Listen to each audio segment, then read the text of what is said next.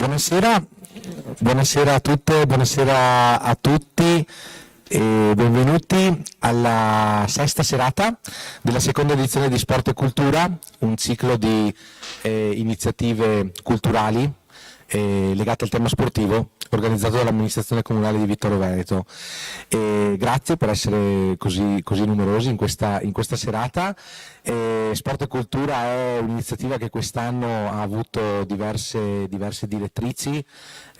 Abbiamo esplorato diverse tematiche legate al tema sportivo anche attraverso un ampio ciclo di eventi che peraltro è tuttora aperto e rimarrà aperto sino a metà aprile. E questa sera abbiamo il piacere di ospitare la campionessa europea di ginnastica artistica Benedetta Gava, a cui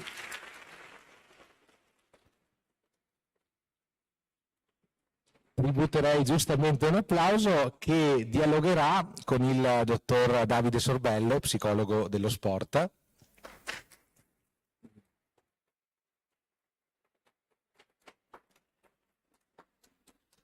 E prima di tutto la serata, come anche diversi altri momenti che abbiamo organizzato all'interno di questo ciclo, cerca anche di valorizzare società sportive del territorio che portano avanti appunto con passione e competenza la propria disciplina sportiva, per cui ringrazio tantissimo la società ginnastica artistica Vega. Saluto anche un applauso alla società.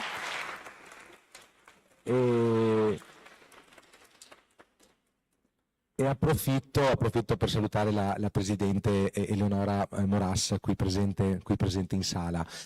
E dicevo, Sport e Cultura cerca di ragionare di cultura, intesa non solamente in termini di espressione artistica, bensì proprio di mentalità che noi sviluppiamo nel corso della nostra vita e che condividiamo all'interno della nostra società, della nostra comunità, utilizzando appunto lo sport anche come cartina di tornasole di fenomeni sociali, economici, culturali, che vedono lo sport appunto protagonista, ma che per lo sport stesso come fenomeno sociale permette insomma di esplorare in maniera più profonda. Quindi crediamo davvero che ragionare di questi temi attraverso di valori anche attraverso lo sport sia un'opportunità anche per ampliare la platea delle persone che partecipano e che si appassionano di cultura. E io mi preme innanzitutto ricordare le diverse realtà che abbiamo e diversi protagonisti che abbiamo avuto in questa seconda edizione. Abbiamo avuto l'Olimpionico di Bob a Grenoble 68, Roberto Zandonella, vittoriese. Abbiamo avuto Mattia Zuin, campione di nuoto. Grazie alla società Nottoli. Abbiamo avuto Antonella Stellitano, croce d'oro al merito sportivo del CONI, una scrittrice, giornalista, storica soprattutto dello sport. Abbiamo avuto Franco Bonera, che è stato vice direttore della Gazzetta dello Sport e fondatore e direttore di Sport Week, il settimanale che probabilmente molti di voi conoscono. Questa sera abbiamo il piacere appunto di avere Benedetta Gava. E il 28 febbraio abbiamo avuto una serata speciale al Teatro Comunale Lorenzo da Ponte, in cui il Coro Gli Sconcertati di Vittorio Veneto ha accompagnato un'esibizione di danza sportiva e di due giovanissimi atleti della società iDance, ovvero Tommaso Dalozzo e Eva Delia Cicaleu, che hanno appunto allietato, ecco, diciamo così, con una bellissima performance il numeroso pubblico presente. Chiuderemo il ciclo di iniziative culturali, di serate culturali, con Lorenzo Zamponi e Maria Chiara Franceschelli, che sono due ricercatori, in professione una ricercatrice della Scuola Normale Superiore di Pisa, si occupano di sociologia e stanno lavorando su un lavoro di ricerca finanziato dal Ministero dell'Università e della Ricerca, che esplora gli impatti sulle comunità locali dell'organizzazione dei Giochi Olimpici invernali, quindi attraverso interviste alle comunità locali della Valtellina e del Cadore hanno portato avanti appunto un lavoro di ricerca in tal senso. Quindi siete tutti ovviamente invitati il prossimo giovedì 12 marzo alle ore 20:30 per ascoltare Lorenzo Zamponi e Maria Chiara Franceschelli. Abbiamo avuto poi anche un ciclo di iniziative e di presentazioni di libri sempre a tema sportivo presso la nostra Galleria Civica Vittorio Emanuele II, e ricordo che sino al 12 aprile è visitabile presso Palazzo Tedesco la mostra Sport Emozione, una mostra che vuole far conoscere la storia dei giochi olimpici invernali. Abbiamo allestito questa esposizione grazie al curatore Fabio Cavessago e al materiale fornito dal qui presente professor Massimo Cettolin. Si tratta di circa 60 dei Giochi Olimpici Invernali che vengono dal Museo del Comitato Olimpico Internazionale di Losanna, una collezione di pagine storiche della Gazzetta dello Sport, molte delle quali autografate, che ripercorrono la storia dei Giochi Olimpici dagli anni 30 fino ai giorni nostri, e diverso materiale storico, cimeli, che vengono dal Museo della Fondazione Sport System di Montebelluna, quindi slittini, scarponi autografati da grandissimi campioni, e una serie appunto di cimeli che ci accompagnano alla visione e alla scoperta dei Giochi Olimpici, il tutto corredato da un ampio materiale storico didattico curato dallo stesso professor Cettolin. Quindi non mancate, Palazzo Tedesco, Vittorio Veneto, e fino al 12 aprile ogni sabato e domenica è disponibile la visita alla mostra Sport Emozione. Detto questo, io semplicemente mi permetto insomma di lasciare la parola, ecco, ai protagonisti, in particolare a Benedetta, come dicevo, che l'anno scorso, se non erro, ha portato a casa la medaglia d'oro nel volteggio nell'individuale a Rimini, giusto? Nel 2024, ok, giusto, e oltre che mi pare l'argento, forse l'argento a squadre, quindi già una carriera importante. Gareggia per l'Artistica 81 Trieste, vive a Trieste, ma poi avremo modo insomma di esplorare più nel dettaglio la biografia. È la seconda volta che abbiamo a Sport e Cultura un momento dedicato alla psicologia dello sport. L'anno scorso avevamo Mara Navarria, che è olimpionica di spada, e che aveva appunto anche lei dialogato insieme a una psicologa dello sport per raccontare degli aspetti mentali che stanno dietro la pratica agonistica ad alto livello. Crediamo insomma che sono aspetti assolutamente fondamentali da conoscere, da divulgare, da condividere, quindi davvero ringrazio ancora Davide, il dottor Sorbello, per la disponibilità. A tutti una buona serata, e ringrazio il CONI che ci ha dato il patrocinio e il Panathlon Vittorio Veneto, anch'esso patrocinante e collaboratore di tutta la manifestazione. Buona serata.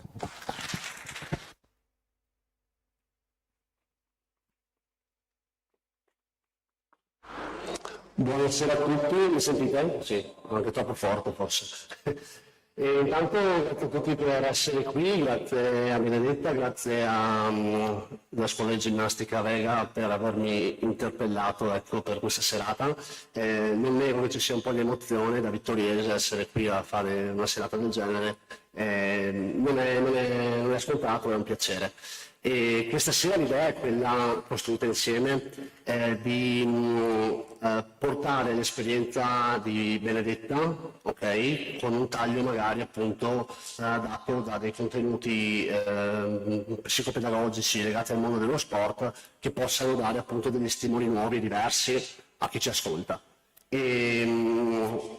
Inizieremo con un video di presentazione di Benedetta, che poi si presenterà anche lei, racconterà un pochino chi è, dopodiché inizieremo con l'attività, ecco, di condivisione di questi stimoli che ho provato a portare. Ecco. Ci tengo a dire che non sono verità assolute, ma sono conoscenze che ho provato a costruire in questi anni di esperienza, e che mi piace condividere per creare momenti di cultura e circoli virtuosi che secondo me, come questo, possono fare la differenza nel mondo dello sport. Quindi iniziamo col video, proviamo a capire se va tutto bene.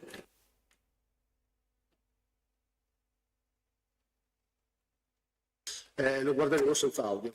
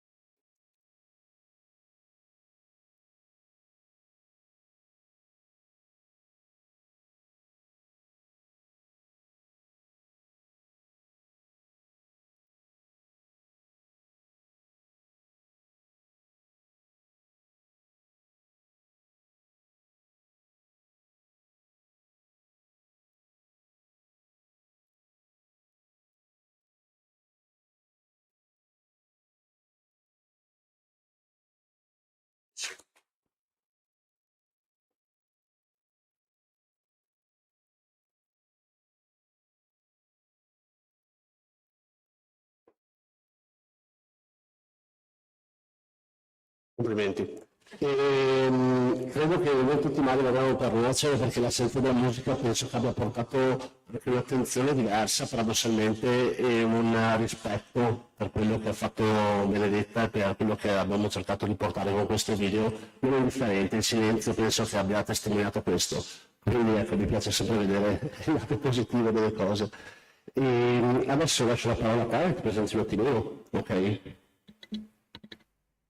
Ciao, sono Benedetta, faccio parte della nazionale italiana e gareggio per l'Artistico 81 di Trieste. E sono nata a Conegliano, vivo a Cordignano, ma durante la settimana sono a Trieste per inseguire i miei sogni. Mi alleno una media di 32 ore a settimana, alterno le 6 ore alle 4 ore e poi studio la sera e faccio la scuola all'economico-sociale.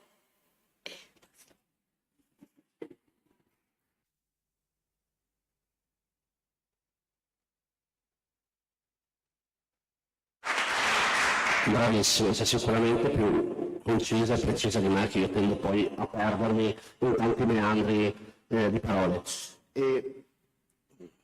Un secondo, ok. Passiamo appunto al tema della serata. Aspetta che avvicino un po', sono venuto un po' storto. Il tema di questa sera è parlare un attimino di che cosa vuol dire essere un atleta totale, un atleta d'elite, e chi meglio di Benedetta appunto può aiutarci a capire questo, no? Quindi dietro tutti quei paradigmi psicologici legati alla preparazione comunque mentale delle gare, della routine, delle relazioni con genitori, allenatori, penso che appunto la presenza e la testimonianza di Benedetta possa aiutarci a capire anche realmente, no? Come funziona, come toccare con mano, perché poi tante volte quando si parla di queste cose un po' scientifico, un po' psicologico, e si tende a stare un po' nell'astratto, no? Tante volte si rischia di vendere il fumo, invece a me piace parlare di concretezza, parlare di quotidianità, parlare di realtà, e quindi momenti come questi secondo me sono preziosissimi. E appunto il tema centrale è essere un atleta totale, un atleta d'elite, e capire un attimino insieme che cosa vuol dire questo, cosa c'è dietro a questo, e cosa sente un atleta che vive certi palcoscenici, certi momenti. Non penso che tanti di noi qui dentro abbiano vinto medaglie d'oro, no? Con le mani, quindi sei l'unica, complimenti. E ero emozionato a guardare il video perché è il sogno di tanti e ci arrivano in pochi, no? E quindi è insomma interessante capire il lavoro che c'è dietro l'arrivo, perché sappiamo benissimo che la vita e lo sport non ci regala niente, niente è scontato, e quindi quando si raggiungono certi obiettivi, certi traguardi così importanti, poi è interessante capire veramente qual è il reale lavoro, il reale vissuto dell'atleta. La prima domanda che ti faccio, no? Ci sono anche delle testimonianze di atleti professionisti sotto le slide come Simon Biles, e quindi voglio chiedere a te però, in questo vissuto di atleta professionista, no? Ti sei mai scontrata col dover dimostrare di essere qualcosa in più, una sorta di supereroina, sei sempre stata brava a gestire il tutto con normalità? Sentirmi una supereroina? No, però a volte magari quando dovevo fare una gara pensavo più alle aspettative che avevano gli altri su di me, piuttosto di pensare quello che io sapevo fare e volevo fare in quella gara. Poi maturando con il tempo, anche in quest'ultimo anno, ho capito tanto e ho capito che le gare le faccio per me stessa, e devo superare me stessa, non le aspettative degli altri o dei miei allenatori, della mia famiglia o di chiunque altro. Complimenti, perché hai centrato perfettamente il tema. E io penso che il discorso delle aspettative che tu hai tirato fuori sia determinante poi per raggiungere il massimo livello proprio, perché io penso che ciascuno di noi debba avere l'ambizione di raggiungere il proprio massimo livello, a seconda delle proprie capacità e delle proprie possibilità. E questo secondo me è ciò che ogni sportivo deve fare. E Benedetta chiaramente ha raggiunto il suo massimo livello, ad un altissimo livello, ok? Perché nello sport esistono i livelli e questa cosa è da chiarire, da dire, ma con estrema naturalezza, con estrema serenità, perché poi tante volte si vive questo tipo di concetto con aspettative molto alte. E rispetto al tema delle aspettative, che è un qualcosa con cui tanti giovani si scontrano, a prescindere dallo sport che fanno e dal livello in cui performano, mi interesserebbe capire, come vedete io vado abbastanza a braccio, cioè nel senso non mi piace seguire troppo una tabella di marcia strutturata, perché mi piace sentire un po' le energie che ci sono, no? E quindi mi baso soprattutto su quello che poi tu ci racconti. Hai detto che c'è stato un passaggio importante, soprattutto nell'ultimo anno, giusto? Puoi raccontarci come magari influivano queste aspettative prima e come invece ti vivi la gara adesso, senza questo tipo di credenze? Allora, come prima cosa, ovviamente quando si affronta una gara o anche un allenamento, c'è sempre un po' di ansia, comunque ci tieni a fare bene, però inizialmente da piccolina lo prendevo come un gioco, poi piano piano le cose sono iniziate a farsi un po' più serie e avevo un po' le aspettative dei miei allenatori, anche un po' della mia famiglia, perché fa un sacco di cose per me, quindi ci tenevo a fare bene per ripagare anche loro. Poi purtroppo l'anno scorso, poi facendo sempre più gare, sono migliorata. Però l'anno scorso purtroppo il 12 febbraio mi sono dovuta operare alla spalla, perché se no non potevo continuare a fare ginnastica. E guardare le gare da fuori è stata dura, cioè quando magari le mie compagne sbagliavano, erano un po' in difficoltà, volevo fare io ma non potevo, avevo il tutore, dovevo aspettare che i punti dovevo toglierli e quindi ho sofferto molto di più a guardare le gare da esterna che farle del ricordo e quindi ho fatto la mia gara scorsa settimana. Non ho ancora riportato i 4 attrezzi, ma ne ho fatti 3, tra cui il volteggio che è il mio punto forte. E, anche se la gara non è iniziata al meglio, poi ho fatto il volteggio, ho dato il meglio di me, ho fatto un buon salto e arrivata ho detto wow, sono tornata, le emozioni sono tornate e l'emozione era 1000 e infatti sono scoppiata anche a piangere dalla gioia. Però il tutto ho detto oggi cerchiamo di divertirmi perché tanto sono ferma da un anno, nessuno si aspetta niente da me, anzi si sono dimenticati, allora mi diverto e do il meglio perché ovviamente anche io ho le mie aspettative personali e cerco di soddisfarle ogni volta, però non è sempre possibile.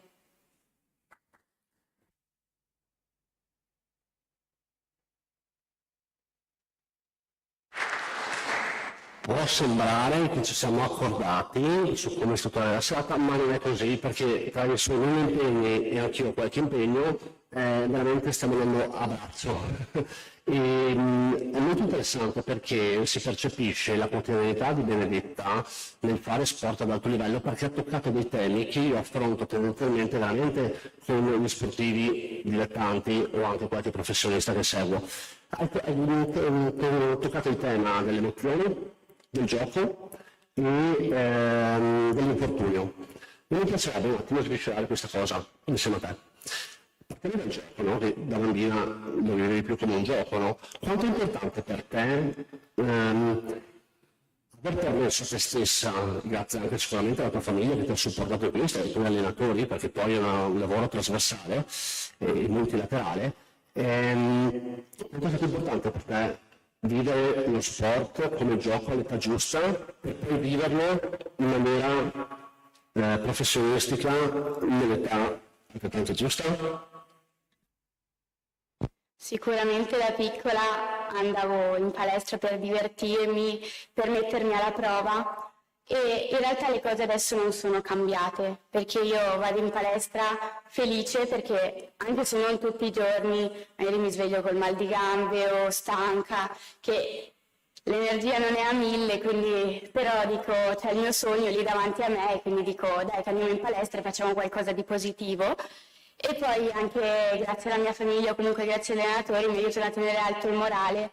Non dico che si ride e si scherza tutti i giorni, perché vicino alle gare, soprattutto comunque quando il lavoro si fa duro, bisogna tenere la concentrazione, bisogna stare attenti, però sempre dopo quest'anno duro ho detto boh, basta, abbiamo avuto già tante cose negative e troviamo le cose positive, quindi anche in palestra quando si può scherziamo, ridiamo o magari anche facendo potenziamento, che è una cosa che a nessuno piace di base. E magari ci facciamo qualche sfida tra di noi, così ci strappiamo un sorriso o magari facciamo qualche battuta nei momenti più opportuni. Grazie, quindi diventa molto importante poi portare magari il modus operandi che hai avuto e costruito quando eri bambina, anche grazie comunque alle figure di riferimento, e trasformarlo anche nell'attività da professionista in piccoli momenti, appunto come hai raccontato. È chiaro che questo tipo di abilità si costruisce veramente quando poi siamo bimbi e quando facciamo sport abbiamo il diritto di viverlo come un divertimento, perché poi se riusciamo a costruire dei costrutti personali veramente così forti come quello di Benedetta, poi ci permette di fare quel tipo di lavoro sportivo in maniera ancora più efficace, ancora più funzionale e ancora divertendoci. Quindi davvero molto interessante. E capite bene che andare a realizzare queste cose con una testimonianza così concreta, così vicina, è ancora più potente ed efficace perché appunto questa sera ci ascolta. Quindi grazie.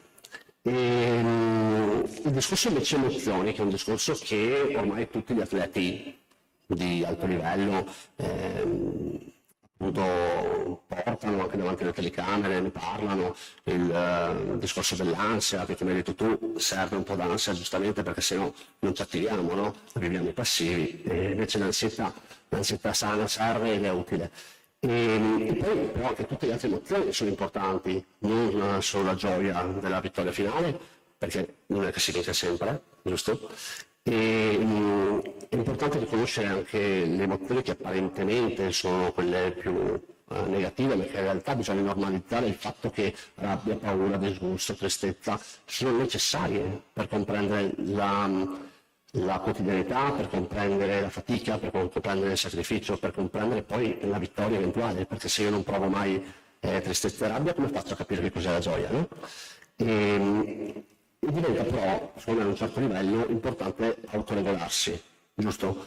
E vorrei capire un pochino tu come fai a gestire le emozioni e a regolare te stessa. Allora, le emozioni devo ancora un po' capirle meglio, però anche durante gli allenamenti ho un sacco di emozioni, magari la felicità quando faccio dei nuovi elementi che magari devo portare nelle gare vicino, faccio l'esercizio nuovo giusto al primo colpo, la paura quando magari provo per le prime volte le cose, un po' di paura c'è sempre. O in gara ad esempio c'è l'ansia di sbagliare, l'ansia di cadere, però quando poi sali nell'attrezzo devi pensare a tutti i particolari che ti dicono gli allenatori. Se io faccio focus su quello ci penso meno all'ansia di sbagliare o di cadere. Poi succede a tutti di sbagliare e cadere, e magari quando cadi ti viene da piangere o magari ti arrabbi con te stessa. È successo anche a me scorsa gara e ero arrabbiata perché sono caduta da una cosa che non sbaglio mai. Però dopo ho detto non bisogna perdere la testa perché avevo altri 2 attrezzi davanti e allora sono arrivata a corpo libero e ho detto vabbè, bello, divertiti, non hai nulla da perdere. E io a corpo libero poi mi diverto sempre perché mi piace guardare la giuria con la musica e tutto. E invece un'altra grande emozione che ho provato l'ultima gara è stata fatto il doppio avvitamento a volteggio, non lo facevo da 1 anno e 2 mesi. E mi mancava l'emozione, poi il palazzetto era pieno di gente, io adoro i palazzetti colmi di gente, infatti ho un po' l'epoca Covid non mi è piaciuta molto perché i palazzetti erano tutti silenziosi, e quando sono arrivata ho sentito un'emozione che non avevo mai sentito, perché come l'adrenalina mi usciva dalla testa e dai piedi e non sapevo più né cosa dire né cosa fare, ero così felice che tutti i pianti, tutti i dolori, tutte le cose fatte durante l'anno, perché ho recuperato la spalla, sono come svanite, ho detto finalmente siamo tornati e ce l'abbiamo fatta.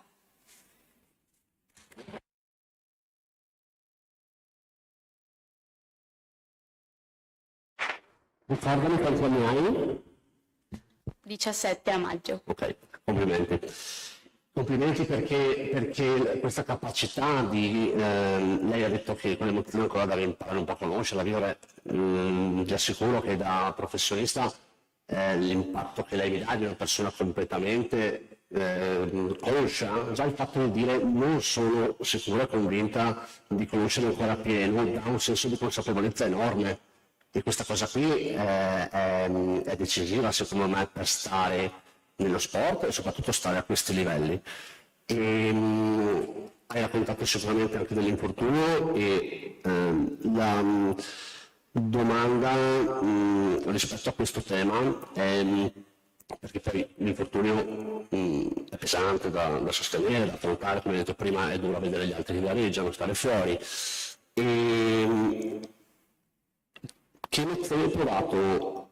Io ero rientrata anche in allenamento, perché è interessante capire, ok, l'impatto del dover fare cose che sono sempre stata abituata, gesti, gestualità, tecniche, che sono sempre stata abituata a fare, dopo un trauma. L'infortunio fondamentalmente è un trauma, che a volte ci toglie delle certezze, no? E c'è un lavoro scientifico molto importante, molto forte dietro a questa cosa. Sicuramente Benedetta ha un dialogo interno, un self-talk ben strutturato, perché prima quando lei mi dicevo, Benny, tranquilla, divertiti, eccetera, è un potere enorme che noi ci diamo come atleti, come persone. E a 17 anni averlo così forte, chapeau, ok? Perché ci sono atleti adulti che fanno una grossa fatica a parlare con loro stessi, ma è la chiave per gestire determinati momenti, determinate situazioni, no? Quindi rispetto appunto al rientro dell'infortunio imminente, come hai vissuto, come l'hai gestito, come hai gestito tornare alla routine? Allora, intanto il mio infortunio è stato come un tuono a ciel sereno, perché non avevo mai avuto problemi alle spalle e poi un giorno a fine allenamento stavo provando una nuova cosa a volteggio e la spalla è uscita e rientrata, e solo che inizialmente nessuno se n'era accorto, cioè io me ne ero accorta, però il fisioterapista che poi mi ha guardato non gli sembrava solo una contrattura, solo che dopo ho richiesto di fare una risonanza e avevo dei legamenti che si erano staccati e quindi c'era da operare. Poi subito ho preso la notizia, in realtà non troppo male, perché ho detto vabbè, la prima volta che sono andata dal chirurgo ero come lì, dai, operami subito così il prima possibile rientro, perché avevo degli impegni importanti scorso anno che potevo arrivare benissimo, ma purtroppo sono saltati. Allora dopo ho dovuto aspettare 2 settimane, poi mi sono operata. Poi alla fine io in palestra ci sono sempre stata, perché prima dell'infortunio andavo in palestra, supportavo le mie compagne, facevo tantissimo tapirulan, tra poco mi dava la maratona e poi mi hanno operato, sono dovuta stare a casa purtroppo 2 settimane, di nuovo a casa, che i miei genitori non stavo con loro a casa 2 settimane consecutive da una vita. Solo perché avevo i punti, perché poi appena tolti i punti ho fatto il primo controllo, sono tornata a Trieste e facevo un po' di cyclette, un po' di corsa, poco perché inizialmente i movimenti erano minimi, e poi piano piano ho iniziato la terapia, sono andata a Milano un mese perché lì c'è il fisioterapista della nazionale. È stato un mese tosto perché ero lontano da tutte le mie amiche, dalle mie compagne. Per fortuna avevo mia mamma che mi dava supporto ogni giorno e tutta la mia famiglia, però ero anche in un'altra palestra perché mi sono appoggiata alla palestra di Milano, però non era la stessa cosa di essere con le compagne, poi ogni giorno dovevo fare un sacco di esercizi per la spalla, poi mi trattava il fisioterapista e il dolore era tanto, però piano piano andava sempre meglio, anche se il dolore si sentiva.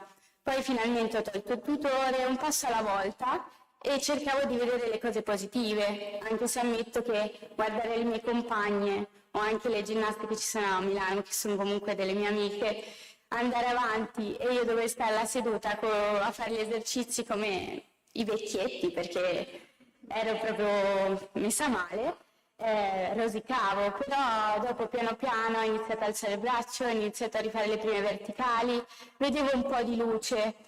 Poi ho iniziato poi ad agosto a riprendere un po' di più, a potermi appendere a parallela e poi ho fatto una gara a settembre e non è stato facile perché riprendere anche il fiato, i muscoli che avevo perso, perché anche correndo, facendo cyclette, pesi e tutto è diverso che fare gli esercizi che facciamo noi ginnaste.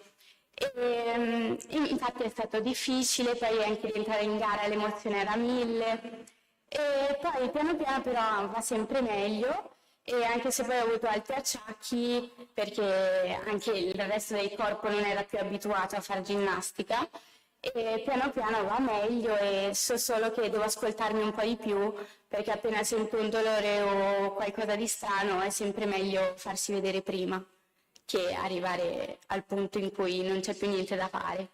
E poi tanto lavoro, tanto aiuto dalla mia famiglia, dai miei allenatori, anche delle mie compagne, lo ammetto.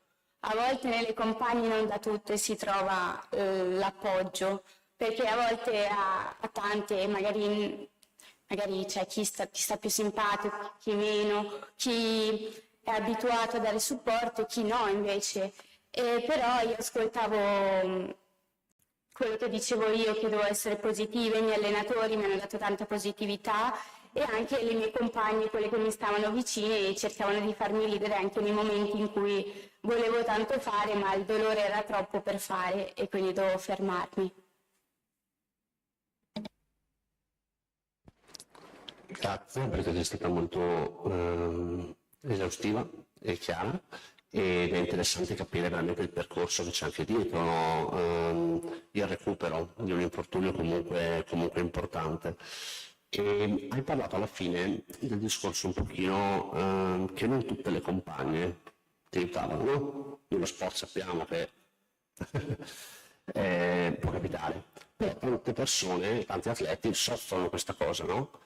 E tu come vivi la relazione con i tuoi pari, con le tue colleghe nel mondo professionistico? Perché secondo me vivere in un modo o in un altro è più utile e meno utile. Allora, io so che guardare le altre è sempre positivo perché ti spronano ad andare avanti, magari le guardi e loro fanno qualcosa migliore di te, quindi puoi prenderci spunto. Non è sempre facile perché anch'io da piccola magari ero un po' invidiosa, però adesso ho capito che in realtà esiste anche un'invidia positiva perché ti aiuta a dare il meglio, a spronarti e non bisogna solo trasformarle in cose negative, tipo se io non lo faccio sono una perdente, pian piano ci arrivi e poi bisogna anche trovare le persone giuste con quelle sei più affine e poi è anche una cosa molto soggettiva, magari c'è chi in palestra è un po' più serio, che tende a scherzare di meno, mentre c'è chi la prende con molta più tranquillità e è molto soggettivo, però bisogna trovare le persone con cui si sta meglio e se c'è un po' di invidia trasformarla in quell'invidia positiva che ti sproni a dare ancora di più di quello che stai dando in quel momento.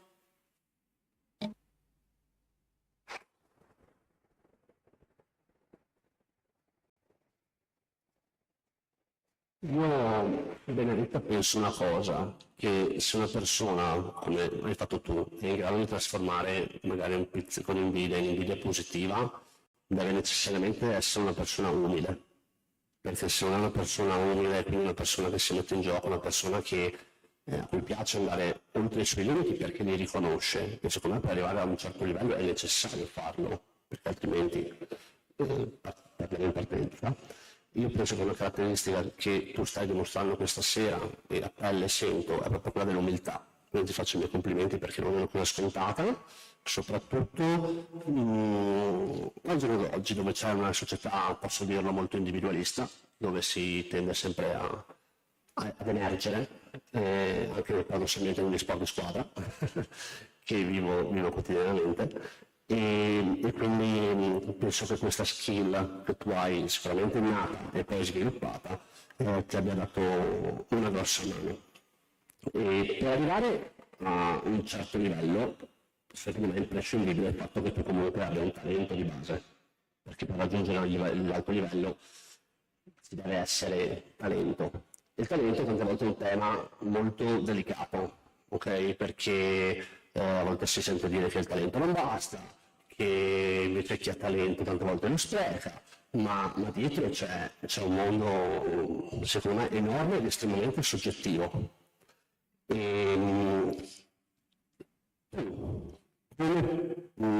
Se voglio raccontarci, come pensi di essere riuscito a gestire questo tuo talento, sicuramente di fare questo sport bene, ok? E di essere riuscito a curarlo, ok? Nel modo più funzionale possibile che poi ti ha permesso di esplodere come atleta affermata. Penso che il talento non sia la cosa fondamentale. Se c'è solo il talento è inutile, va unito al lavoro. Ad esempio io ho sempre avuto tantissime spinte di gambe, così, però ero mollicciosa sopra e con la schiena arcata, che nella ginnastica artistica non è favorevole perché la parallela è tutta tenuta e non usi le gambe.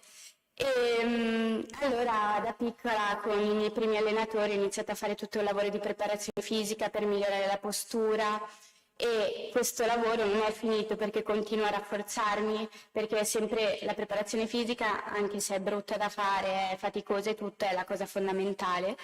E ho lavorato molto sulla parte coreografica degli esercizi a corpo libero, perché sono sempre stata un'espressiva che non fa fatica a sorridere alla giuria, però le mani, le punte, le gambe non mi viene così semplice, perché c'è chi viene più semplice, chi meno, e allora ci ho lavorato di più e ci continuo a lavorare perché non sono arrivata ad avere sempre le gambe e le punte tese, anche non pensandoci non. E quindi il lavoro è la chiave di tutto, a mio parere, e la costanza, perché lavorare un giorno non ha senso. Lavorare tutti i giorni provandoci, poi non è detto che ogni giorno le cose vengono come vuoi, vengano giuste. Magari dei giorni sulla trave non ci stai, cadi in continuazione, però magari il giorno dopo fai la trave della vita, e quindi l'importante è lavorare e continuare a lavorare anche quando ti dicono il tuo corpo dice no, magari tu sei un po' in mood negativo. Quindi il talento, a mio parere, da solo non serve a niente, va unito alla costanza, al lavoro, però il talento fa sempre comodo, bisogna dirlo, però il lavoro è la cosa più fondamentale.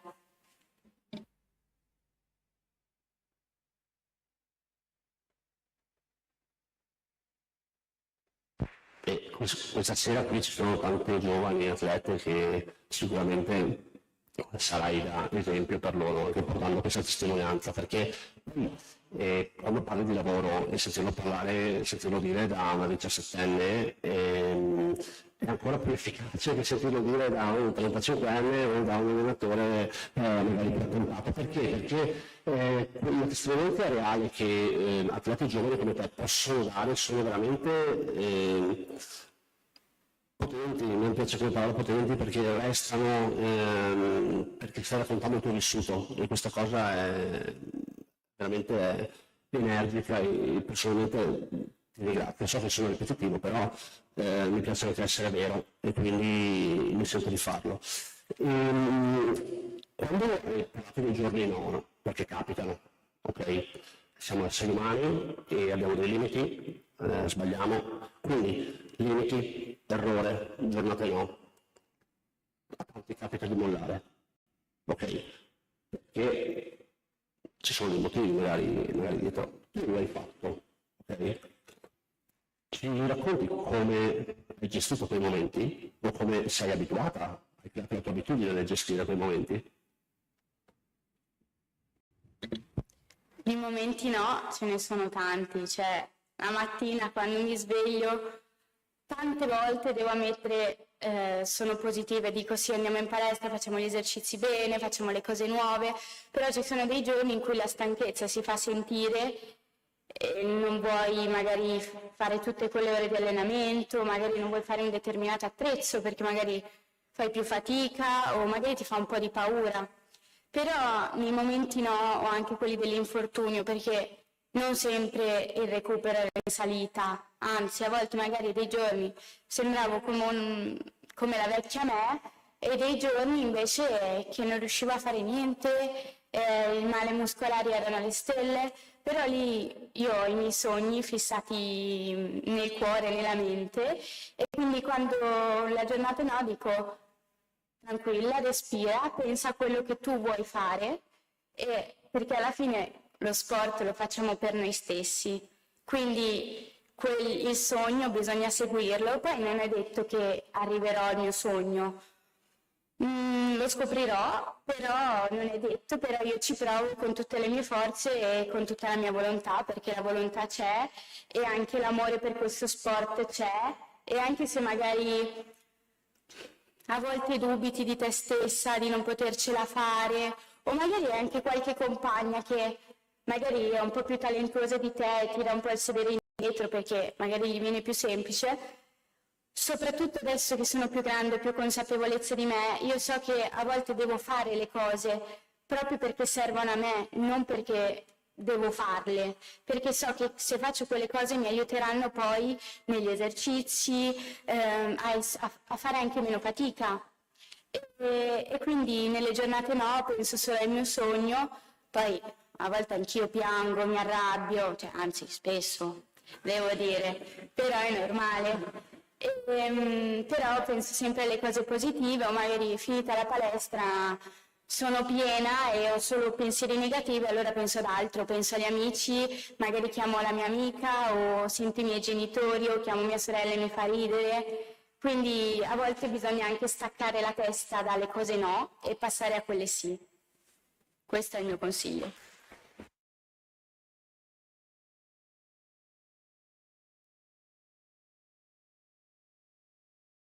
Io potrei andare a casa, lascio fare, siamo a posto. No, davvero, è molto, molto, molto brava, molto competente, si vede che ti sei costruita comunque delle ottime abitudini funzionali, quindi no, d'altronde per essere a quel livello e starci è un po' inevitabile, no? Concordo molto sul discorso del lavoro e hai trattato il tema comunque anche della fatica, che sono temi molto attuali perché al giorno d'oggi sembra che sbagliare o far fatica siano diventate comunque delle cose un po' oscure, ok? Dei tabù. L'errore è fonte di apprendimento, se noi non sbagliamo non impariamo, quindi è inevitabile sbagliare, bisogna umanizzare l'errore. Quando tu hai parlato hai portato molta umanità in tutto quello che hai detto ed è bellissimo vedere come un atleta di alto livello sia anche così umana, perché ha detto comunque anche mi arrabbio, anche piano, ma ci mancherebbe altro, ok? Ed è questo secondo me che bisogna capire quando si fa sport, che possiamo essere degli esseri umani, ok? Con un sogno, perché lei ha detto sogno e passione, che sono i motori per poi raggiungere gli obiettivi. Poi come dice lei giustamente, io le auguro tutto il cuore di raggiungere il suo sogno, però non abbiamo la verità in tasca. Ma se io do il massimo, sto già raggiungendo un obiettivo molto alto, perché do solo il massimo per quello che io in quel momento riesco a dare. E questo è già un successo nella vita. E quindi sì, questa cosa mi attiva particolarmente perché penso che dietro ad ogni cosa la passione e i sogni facciano la differenza, no? Anch'io nel mio lavoro cerco di metterci tutte queste cose perché ci credo fortemente che possano fare la differenza nell'arrivare soprattutto alle persone. E, per quanto riguarda appunto il discorso della cura del lavoro per poter emergere che il talento non basta, a me piacerebbe affrontare con te il discorso del limite, ossia, dicevi all'inizio che ti alleni 32 ore a settimana, giusto? Ok. Come accennavi prima, non sempre, non ogni giorno è una giornata top, ok? come hai imparato a fare, a gestire l'overtraining, cioè a non andare in overtraining, a non andare sempre nell'eccessivo, quindi anche nello stress e poi eventualmente nel drop out o burnout, ok? Quindi l'abbandono. Perché questa chiave qua, secondo me, è una chiave di lettura molto interessante per tutti, capire come gestire il momento sportivo, la vita sportiva al massimo, ma senza eccedere nel troppo, che poi il troppo ci porta all'abbandono. Il troppo è dovuto a aspettative, a richieste genitoriali magari eccessive, a situazioni di pressione date da determinati contesti sportivi, oppure a un'incapacità propria magari di gestire questi momenti. Quindi se ci puoi aiutare anche questo, ti sono grato. Allora, su questo devo ancora lavorarci tanto, perché sono una molto perfezionista, quindi se una cosa non mi viene tendo a ripeterla finché non viene come voglio io, quindi magari neanche giusta, deve essere perfetta come penso io. Questo secondo me gli allenatori aiutano tanto, perché dopo un po' ti danno un limite, anche se a volte sono loro a farti superare quel limite, però lì con l'esperienza, con il tempo, perché da piccola se l'allenatore mi diceva fanne 10 ne facevo 10, mentre adesso se magari sono cose più impegnative il mio corpo riesce ad arrivare a farne 8, all'allenatore dico guarda oggi riesco a farne 8 perché i 10 sono troppo per me a livello fisico, perché soprattutto dopo l'infortunio ho capito che a volte è meglio fermarsi un pelo prima di arrivare al limite che poi non puoi più recuperare niente.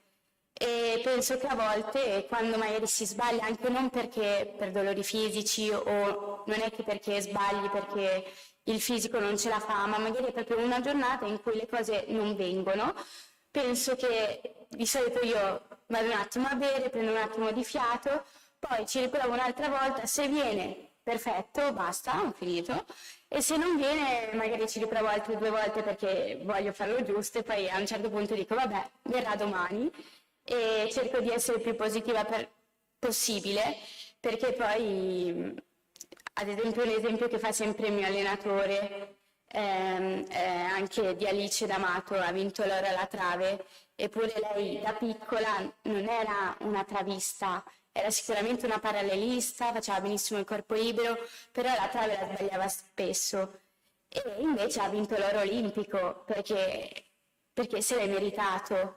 E anche lei, ne ho parlato anche con lei dopo essermi fatta male, che dobbiamo magari ascoltare di più il nostro corpo a volte, perché a volte anche noi, perché vogliamo seguire il nostro sogno, vogliamo fare meglio, a volte superiamo anche noi il nostro corpo, però ci deve essere un'alleanza tra noi allenatori che in 2 più o meno dobbiamo trovare il nostro limite.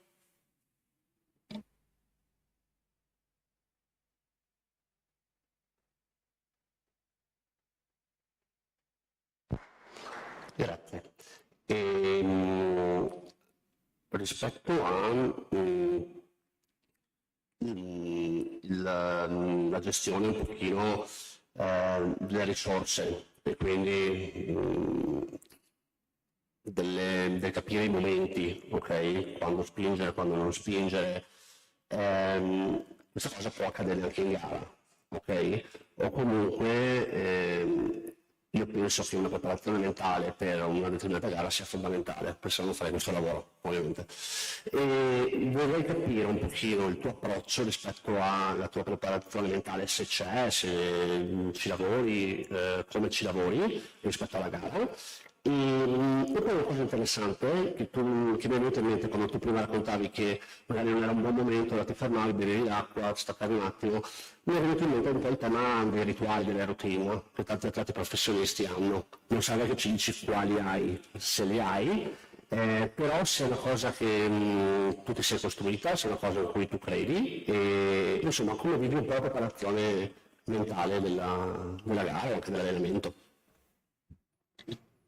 Allora, la preparazione mentale ci sto lavorando perché spesso mi faccio magari prendere un po' dall'ansia perché magari le 2 settimane prima della gara in cui fai gli esercizi di gara, se magari solo quelle e sulle cose nuove ci lavori di meno, magari le sbaglio e vado un po' in panico e dico no, adesso che arriva la gara si sbaglia, anche no, però dopo i miei allenatori sanno come sono fatta, quindi cercano di darmi una botta sulla spalla e mi dicono ma sì, le cose le sai fare, basta che vai su tranquilla e devi essere consapevole di tutto il lavoro che hai fatto. Secondo me poi la sicurezza in gara ce l'hai grazie a tutto il lavoro fatto in palestra, perché ad esempio mi viene in mente la trave, noi facciamo fino a 5 esercizi al giorno e capita che faccio 5 esercizi giusti, poi dei giorni ne faccio 2 e 2 sbagliati o tutte le combinazioni varie, però cerco di guardare tutto il lavoro fatto e ad esempio un bellissimo esempio che fanno i nostri allenatori, tutti gli esercizi tu li metti in un sacchetto, le palline bianche sono gli esercizi giusti, le palline nere sono quelle sbagliate. Tu in gara alla fine prendi una pallina e se sei brava è giusto, se no, anche se sei brava, comunque puoi sbagliare, perché succede a tutti di sbagliare, è una cosa umana e a volte se uno sbaglia si tende a criticarlo, dire non dovevi sbagliare, però alla fine, ripeto, come prima, le cose bisogna farle per se stessi e l'errore ci sta, capita, può essere fatto l'errore nella gara più semplice, ma anche alle Olimpiadi. Anche Simone Biles ha sbagliato pure alla finale alla trave, eppure rimane comunque la regina della ginnastica artistica.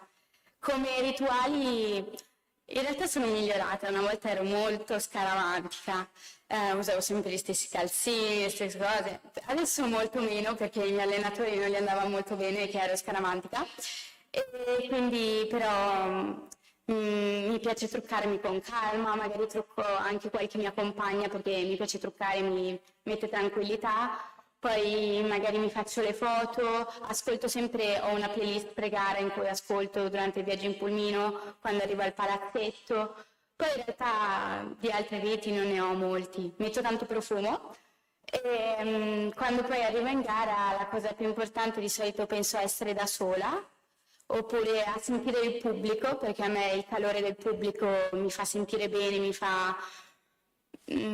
piace, e poi questa è una cosa molto personale, dipende da ginnasta e ginnasta, oppure io anche chiacchiero con magari qualche compagna, perché non tutte, c'è chi intende più a isolarsi, io mi isolo ma in certi momenti, in altri tendo a pensare ad altro, così magari non penso all'esercizio e penso solo un attimo prima da concentrarmi e fare il meglio che posso, però l'errore è sempre presente, sempre vicino, però succede a tutti.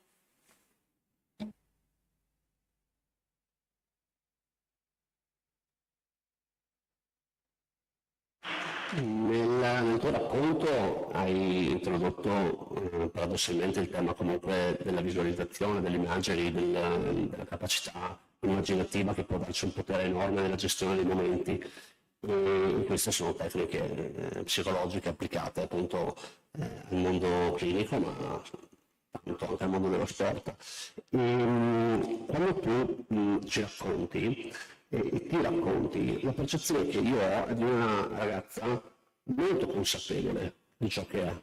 Ok? La consapevolezza a me piacerebbe legare il tema dell'autostima, no?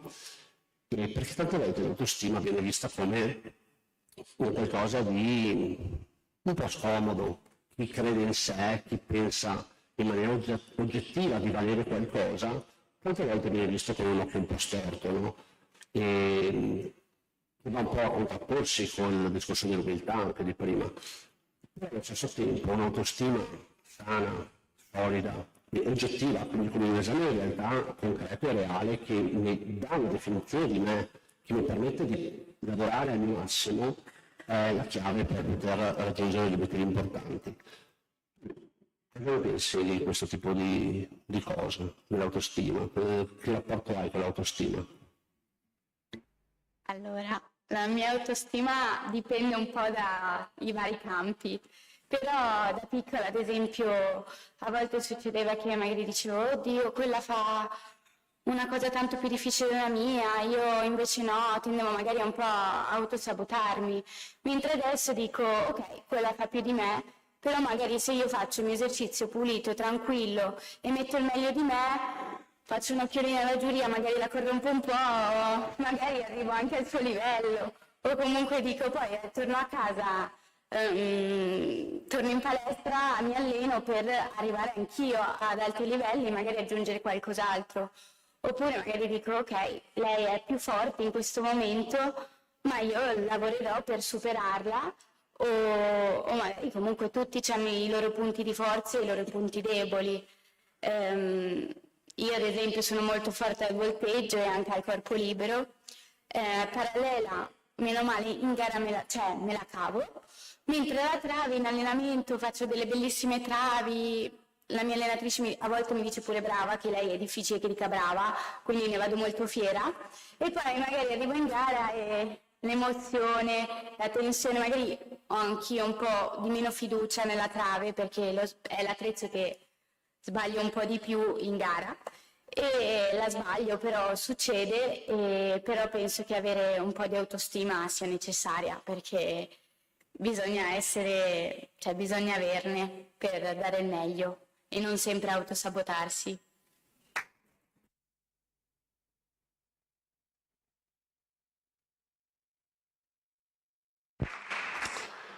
Nella complessità di essere comunque un atleta totale, perché dobbiamo umanizzare, ma dobbiamo anche renderci conto che è un mondo estremamente complesso, no? E complesso non vuol dire negativo, perché poi anche qua tante volte ci associamo delle credenze disfunzionali che un po' distruggono il reale messaggio che si vuole dare. La complessità secondo me è una cosa meravigliosa perché all'interno della complessità si possono trovare un sacco di variabili, un sacco di soluzioni, un sacco di conoscenza del sé. In questa complessità ci sono delle figure che tu hai nominato spesso, che sono gli allenatori.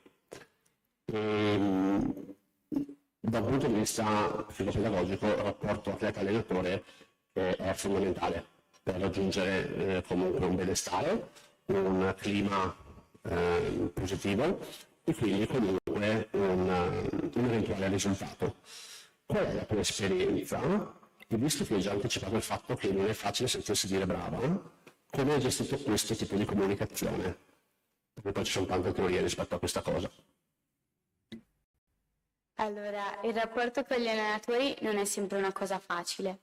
Io ho iniziato a Sacile dove avevo questo allenatore che mi ha aiutato tantissimo, è stato anche grazie a lui, mi ha sistemato la postura, mi ha fatto fare tante belle cose, però a un certo punto mi metteva un po' lui di pressione e io sono andata un po' in crisi.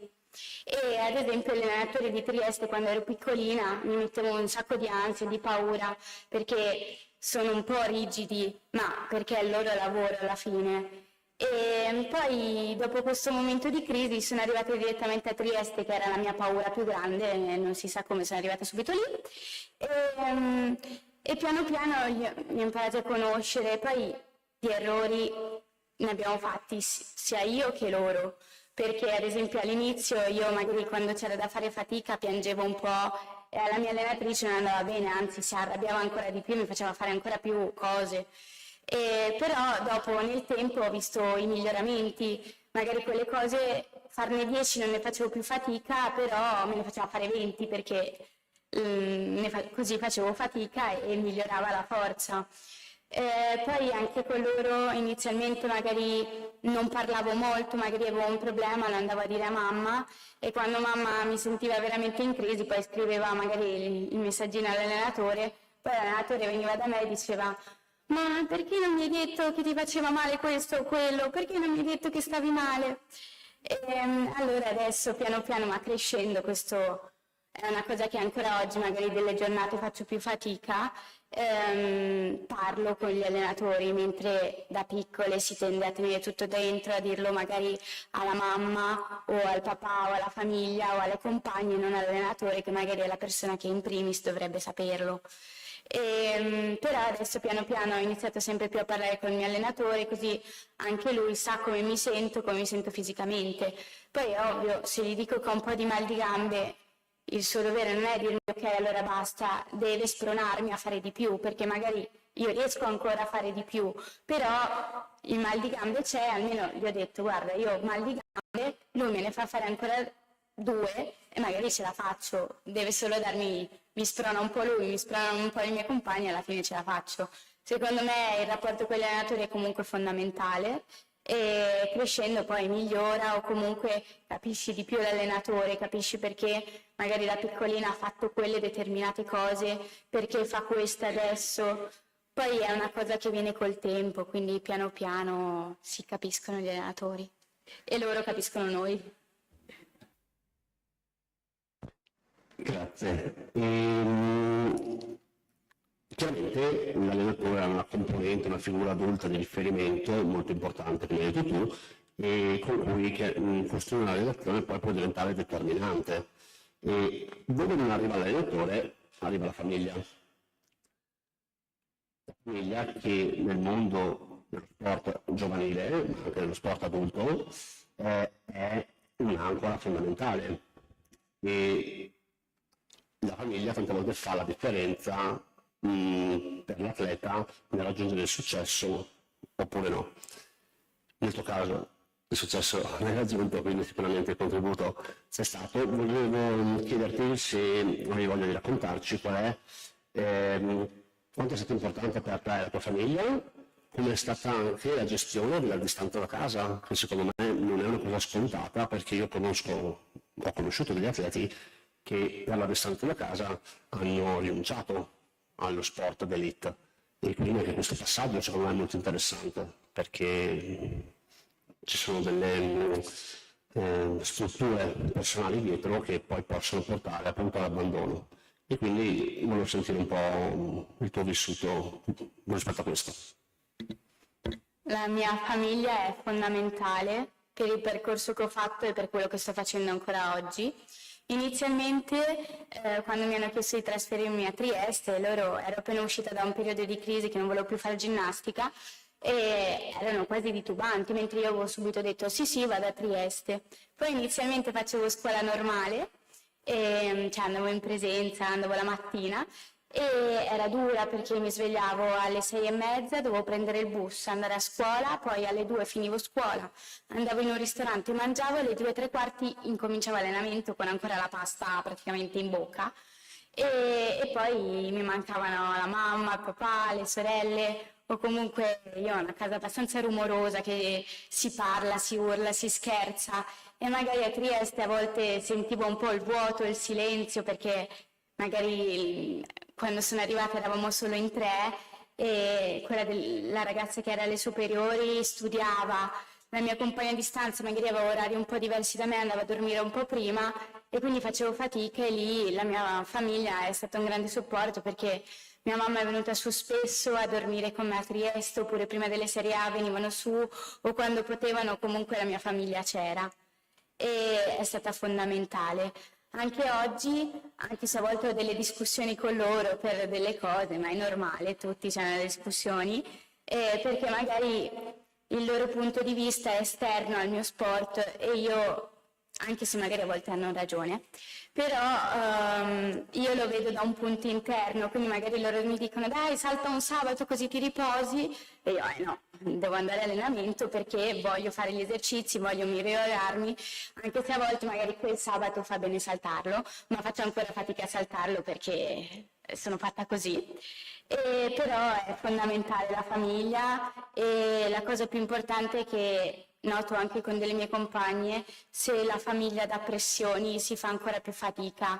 Già è uno sport comunque difficile, perché magari ti alleni un anno per 1 minuto e mezzo, per una rincorsa di 25 metri, e quindi tutto può sfumare in pochissimi secondi. Quindi la cosa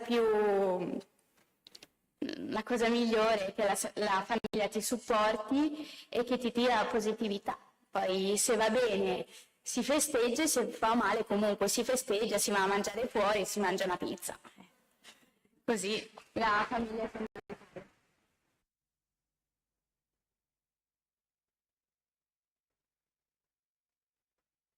In un momento storico dove si tende a sbandicare la famiglia, i nuclei familiari, a dire che non è più come una volta, secondo me testimonianze come queste sono belle, sono vere e sono importanti per farci capire quanto la famiglia è importante, quanto le famiglie esistano e possano lavorare bene per i propri figli. Quindi tanta roba.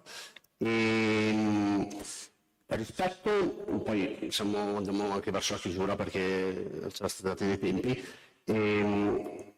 rispetto a una domanda che può essere interessante poi andare anche a tirare le somme di tutto, no? Hai detto una cosa interessante, ossia che, scusa, mio nipote, ok, hai detto una cosa interessante, che lavori un anno di tempo per una manciata di secondi, ok, minuti. Questa cosa, come la vivi prima della gara e magari come l'hai vissuta, se ti ricordi una ripresa dal flow, un momento di flow, prima dell'oro. Allora, sicuramente a volte dico che sport che mi sono scelta, difficile, perché se penso a una partita di calcio, perché ho 2 sorelle che fanno calcio, mio papà pure è appassionato di calcio, quindi ne vedo tantissime, hanno 90 minuti per riscattarsi, o anche nella pallavolo, mentre noi abbiamo quella possibilità e basta. Non dico che sia uno sport più difficile, perché non lo è, tutti gli sport hanno le loro difficoltà, però allora quando arriva una gara, poi ci sono le gare più importanti e meno importanti, però per me anche le gare meno importanti sono importantissime e tendo a avere anche ansia lì e cercare di fare il meglio, ma perché è normale avere aspettative di se stesse e cercare di dare il meglio. E quando sono lì, ad esempio corpo libero, adesso ho sbloccato una nuova skill che mi dico prima di partire, dico divertiti, perché ho lavorato tantissimo, io lavoro, cioè tutti noi ginnasti di base lavoriamo tantissimo, per poi farlo vedere come posso sbagliare io, possono sbagliare tutti, quindi cerco di divertirmi, di dare il meglio, o magari se c'è magari qualche pezzo più difficile dell'esercizio, tipo alla trave, penso ai consigli che mi dà la mia allenatrice, o mi ha dato magari qualche mia compagna che sa fare quella cosa da più tempo, e cerco di pensare a quello per farlo giusto. Poi, come ho ripetuto più volte, l'errore succede, non bisogna poi fare una catastrofe. Poi ci sono errori che costano di più e errori che costano di meno.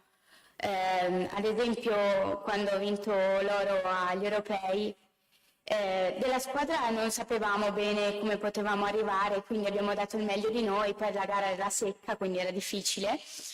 Vuol dire che avevamo solo quella possibilità, non c'erano qualifiche finali, la qualifica era per prendere poi le finali e era la finale per squadra.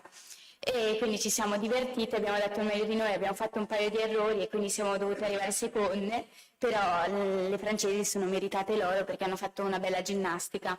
Mentre per l'oro al volteggio avevo già il secondo punteggio di qualifica, sapevo che se facevo i miei salti bene potevo arrivare alla medaglia, però dovevo farli bene. E mi ricordo che ero la prima del secondo sottogruppo e ero molto agitata perché era una situazione nuova e c'era il pubblico, era tantissimo, poi italiano, caloroso, bellissimo. E quando sono partita avevo il cuore a 1000 e prima di partire io tendo a correre, camminare avanti e indietro, non sto mai ferma. E a un certo punto mi sono distesa per terra, ho preso 3 respiri e poi ho detto ok, adesso tocca a me, do il meglio e o la va o la spacca. Arrivata al primo salto l'avevo fatto bene, ho detto vabbè dai, uno l'abbiamo fatto, manca il secondo, teniamo la concentrazione alta perché non bisogna mai perdere la concentrazione e poi fatto il secondo alla fine lo sapevo che l'oro poteva essere mio, però ho aspettato e poi quando l'ho scoperto ero felicissima e è stata un'emozione grandissima.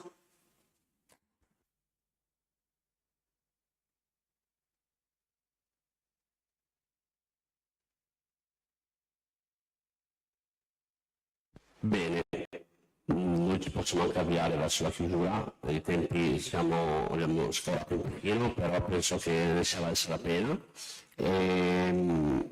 Io ci tengo a ringraziarti in modo particolare perché per un professionista del settore psicologico sportivo avere vicino un atleta che ha raccontato così bene, in modo così concreto, il suo vissuto, ha parlato tantissime volte di pensiero, di modi di approccio, di gestione delle emozioni, di gestione delle relazioni, sia un ottimo sponsor per questa disciplina che tante volte viene sottovalutata.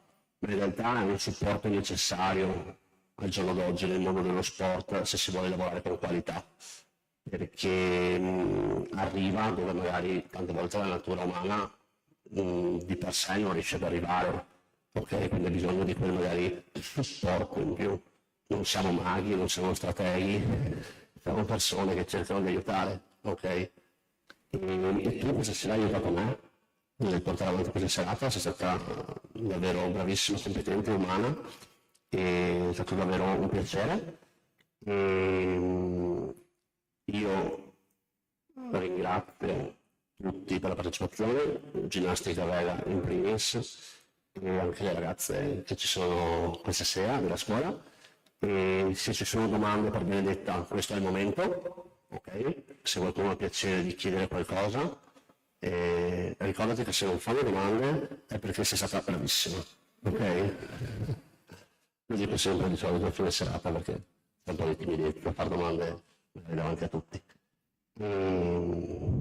Lascio la parola all'assessore.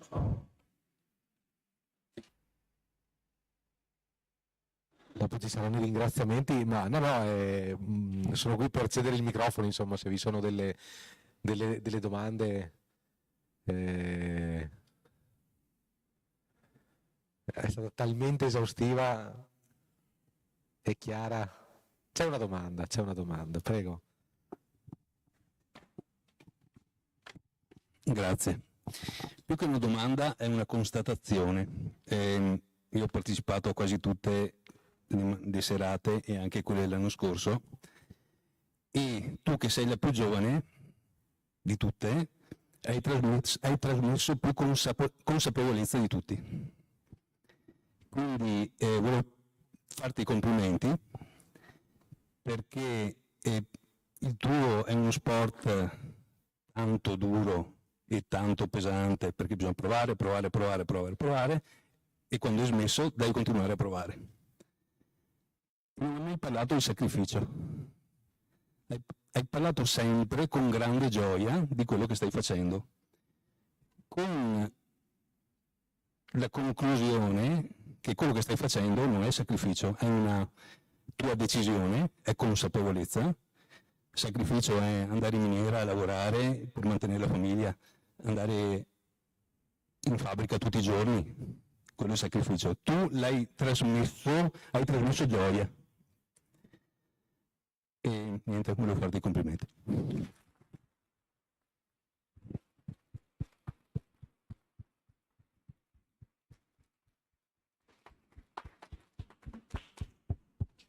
Se volete raccogliamo un po' di domande, se ne avete, e poi lasciamo la chiusura a Benedetta, oltre ovviamente al bel commento che mi sento di sottoscrivere.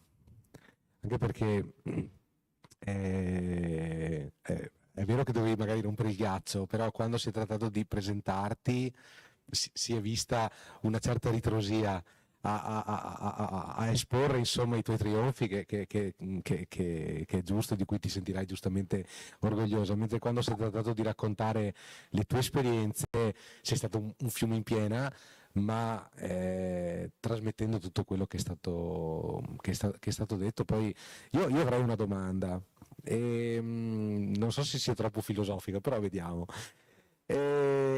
Si dice che è scientificamente provato che lo sport, tra le tante cose, sviluppa l'intelligenza, cioè è un'attività che aiuta a sviluppare delle capacità mentali, oltre che motori ovviamente, e oltre che mentali.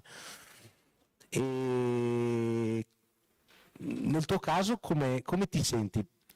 Quali senti essere quelle particolari abilità che grazie alla pratica sportiva sei stata capace di sviluppare, o che senti più forte, al di là di quelle motorie, di quelle atletiche? E la seconda domanda che volevo farti, giustamente ne parlavamo anche prima, Davide, che è anche un po' la mia ammirazione quando vedo queste discipline sportive, cioè il fatto di dover lavorare tantissimo per una prestazione che è è davvero breve, quindi giustamente può succedere di tutto.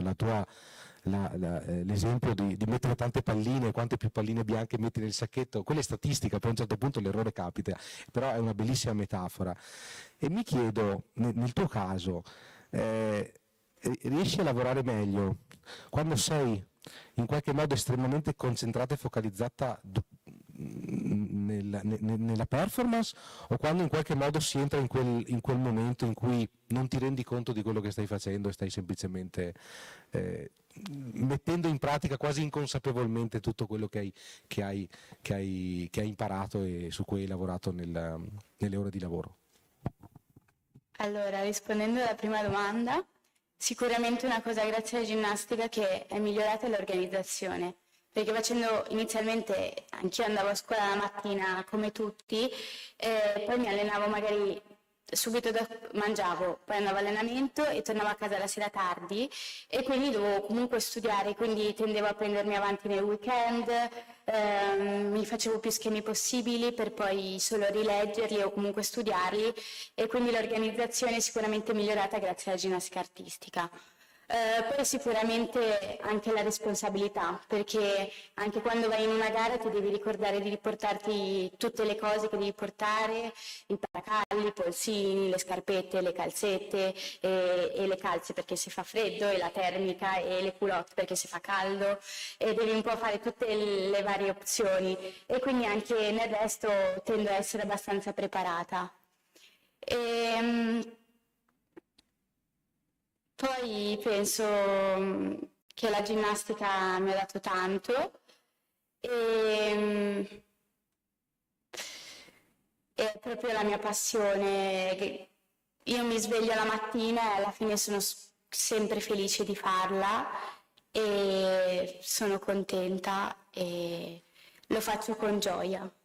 E sono tanto contenta perché anche di fianco a me ho delle persone speciali come la mia famiglia o comunque anche il gruppo che si è instaurato in palestra o le amiche che magari hanno anche lasciato, e ho ancora tanto rapporto con loro e sono tanto felice perché mi supportano, e anche quando magari c'è qualcosa che non va mi dicono ma sì, vai avanti, migliorerà, e mi danno comunque tanto supporto e una grande voglia di continuare a dare il meglio di me.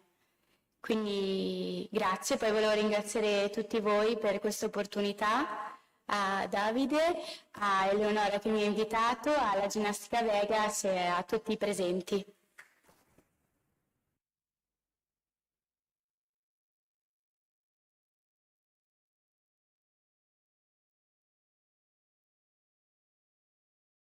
Un piccolo spazio, magari una giovane atleta se ha una domanda, vedo subito che... questo certamente arriva il momento, e non so se ci sono altri, no, ancora.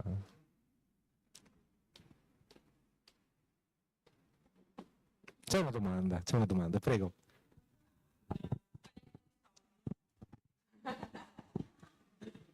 I sogni non si dicono, però prima di arrivare al grande sogno ci sono anche tanti piccoli sogni, perché non bisogna solo ammirare al grandissimo sogno, bisogna anche farsi dei piccoli obiettivi quotidiani che bisogna superare, e quelli di breve e lunga durata, però il sogno non ve lo dico.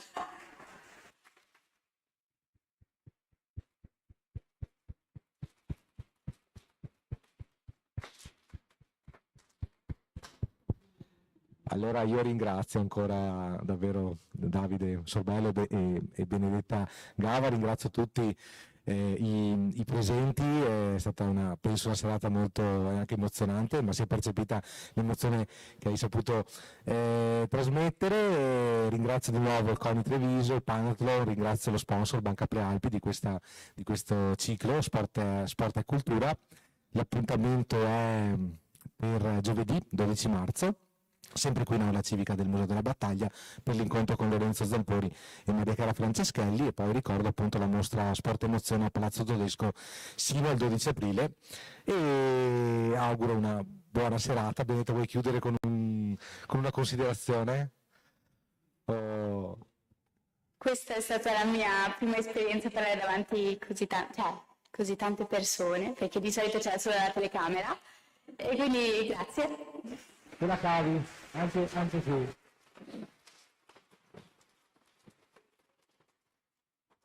Arrivederci al prossimo appuntamento e ringrazio Acqualab e i servizi museali per il supporto e ovviamente l'Ufficio Cultura del Comune di Vittorio Veneto, e ora è il momento delle foto. Buona serata.